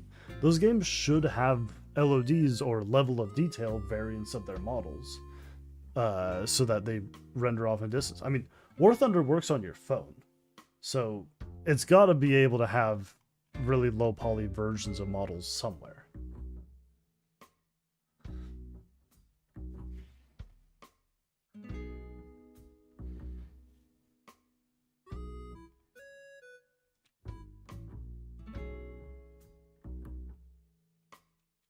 Okay, that's what I thought.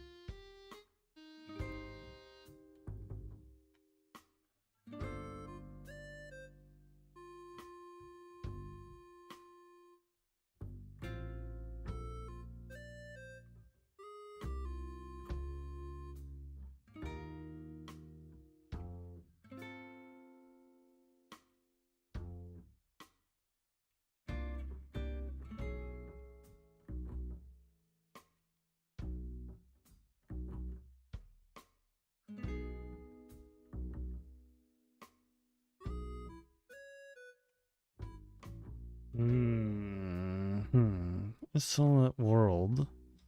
I feel like it's never. Huh.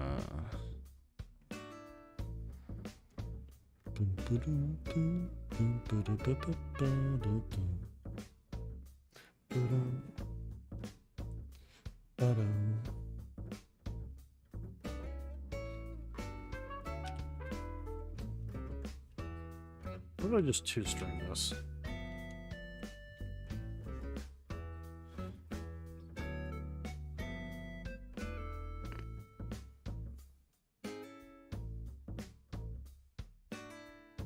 What would be the best chunk size? That's a great question. I don't know yet. I'm going with 10 by 10 by 20 for testing. I think 10 by 10 for X and Z is a pretty easy one to mentally work with and, well, mathematically work with. So I'll probably stick with that, though it can be arbitrary. I can set it to be anything. Uh-oh. There we go.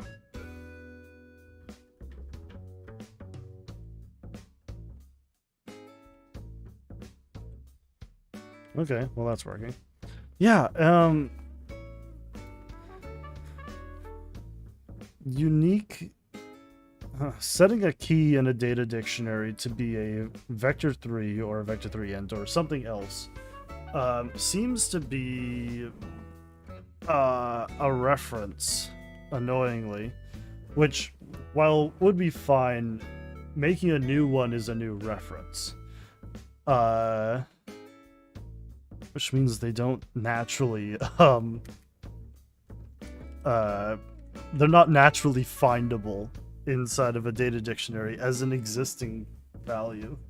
So I have to turn them into like an integer or something like that.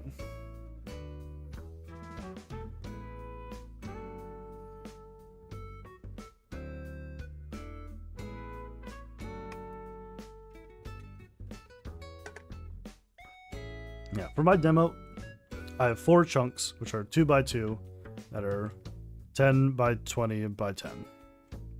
And I found this to be a pretty good test one.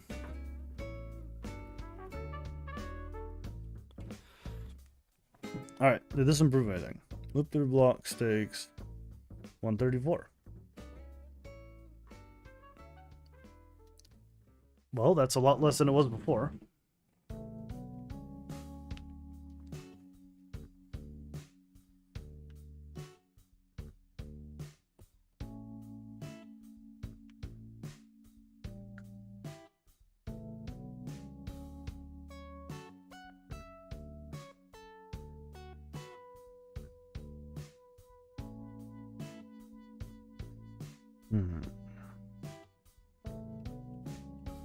I feel like this should be world XYZ, not chunk XYZ.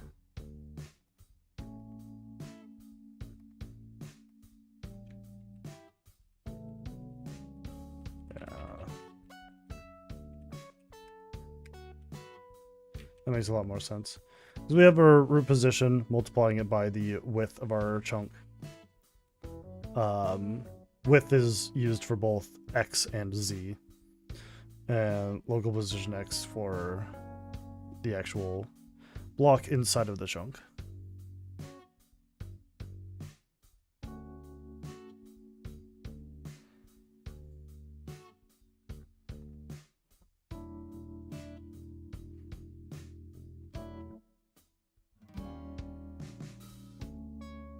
Quick question. How would I go about making a public boolean that, when set, would show more public variables?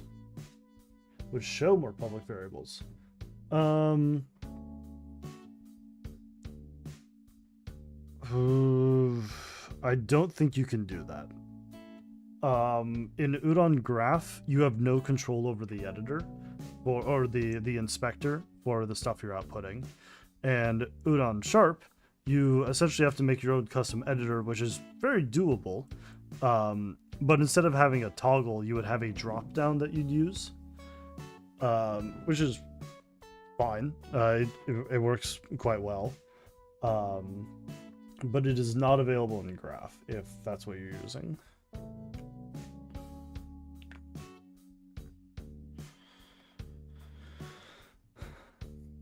I think one thing I can do to speed up this is hidden check. Is I don't need to check the world space exposure for blocks that aren't on the outside X and Z. So how would you group public variables? Udon graph doesn't have a header, does it?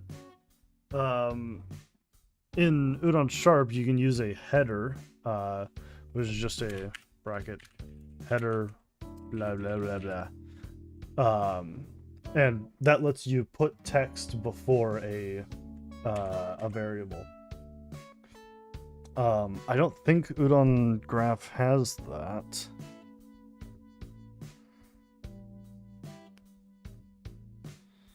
Otherwise, I think you just have to reorder the list.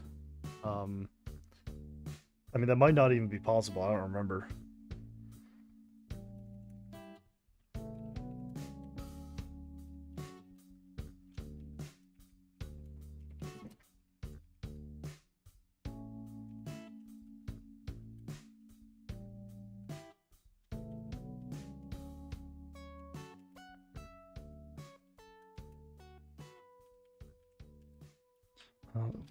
Z is greater than 0, and local pause dot z is less than block utilities chunk width.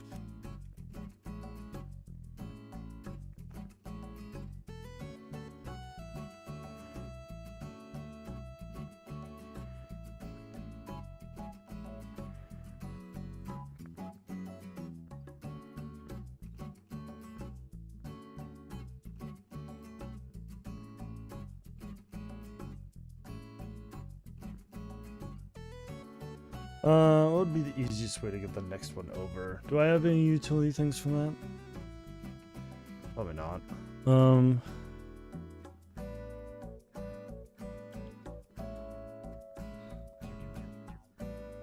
Let's see.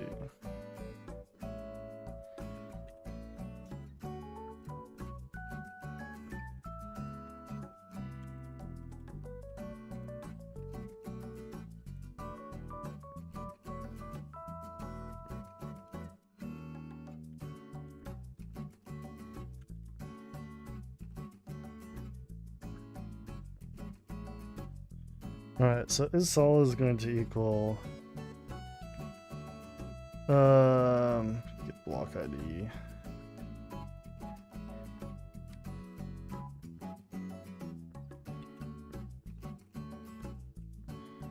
Do I have that?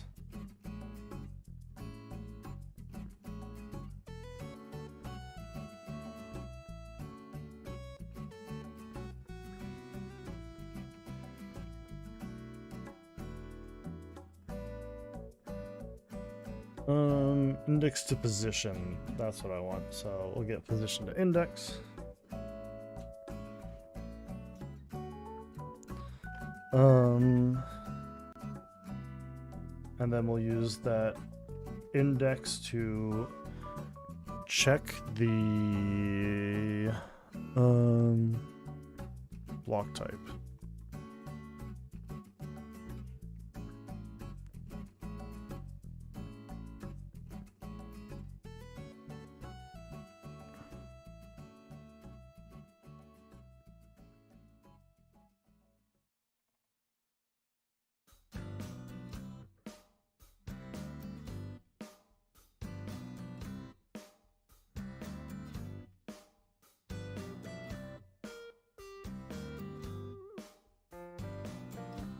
There we go.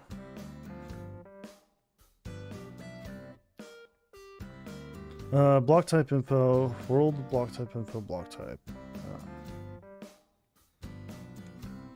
Okay, yeah.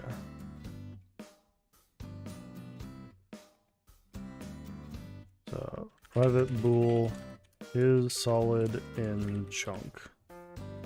Int chunk x, int chunk y, int chunk z.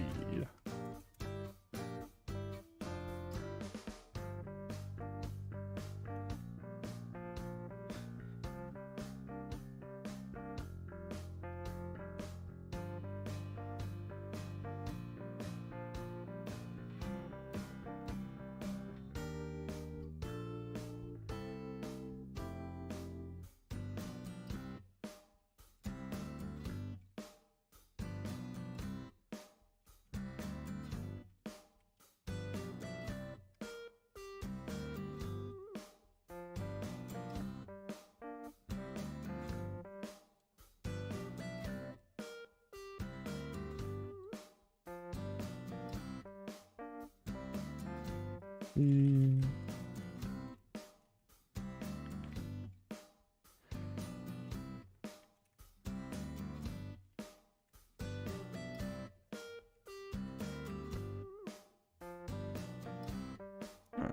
So is solid in chunk instead of at world. So this can be a cheaper one because it doesn't have to do fancy stuff.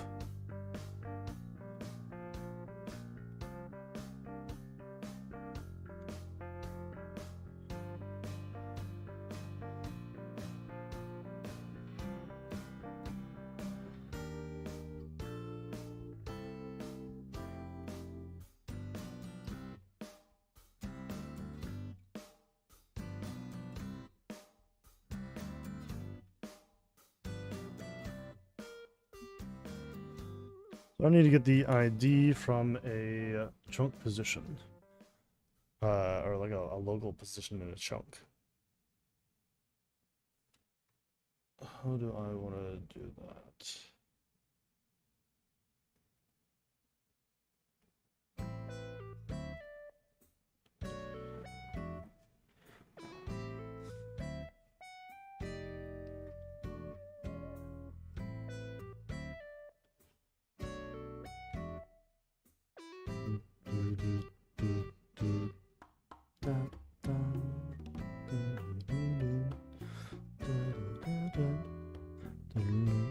I should probably be calling it here. I've already gone a bit longer, but I had a little bit of a late start today. I guess to see you next stream, whenever it is. Yeah, so I will not be streaming next week. I will be on a trip visiting my partner, and will be enjoying myself greatly. So unfortunately, that means it'll be another 2-week gap before my next stream. But I think you've got the right idea. I think this is probably a great time to start shutting everything down. Let's see here. Yeah, so stuff has been coming along quite well. Have a happy trip. Yep. Yeah. So I will be visiting Libby Light as she is posted. Yeah. But yeah, I will be enjoying myself quite a lot. Today was quite productive. We have definitely got a lot of optimizations in, but there's a lot more to go. So looking forward to more of that. All right. Well, thanks for everyone stopping by. It was wonderful, and I look forward to seeing everyone around next time. Bye bye.